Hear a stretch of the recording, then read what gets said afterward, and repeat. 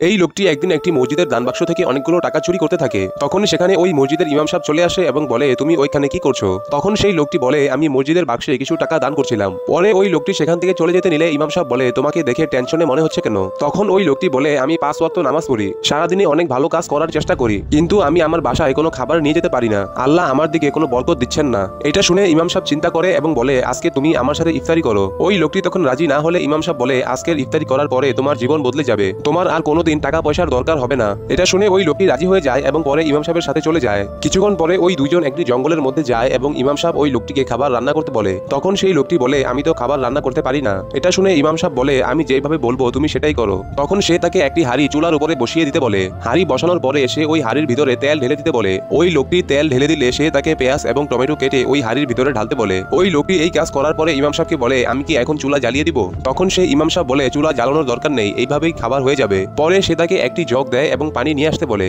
ওই লোকটি কিছুক্ষণ পরে পানি নিয়ে আসলে সে তাকে পানি ওই হাঁড়ির ভিতরে ঢালতে বলে। পানি ঢালার পরে সে তাকে একটি চালের প্যাকেট দিয়ে দেয় এবং চালগুলো ঢালতে বলে। ওই লোকটি এই কাজ করে দেওয়ার পরে ইমাম সাহেব বলে, এখন এই হাঁড়িটা ঢেকে দাও, কিছুক্ষণ পরে আমাদের খাবার রান্না হয়ে যাবে। তখন ওই লোকটি বলে, আগুন ছাড়া কিভাবে খাবার রান্না হবে? তখন সেই ইমাম সাহেব বলে, আমরা সবকিছু করার পরেও খাবার রান্না করতে যেমন আগুন লাগবে, তেমনি তুমি সারাদিন অনেক ভালো কাজ করার পরেও তোমার ঈমান ঠিক না থাকলে আল্লাহ তোমাকে বরকত দিবেন না। তুমি সারাদিনে অনেকগুলো খারাপ কাজও করো, এইগুলো যে পর্যন্ত তুমি না ছাড়বা আল্লাহ তোমাকে বরকত দিবেন না।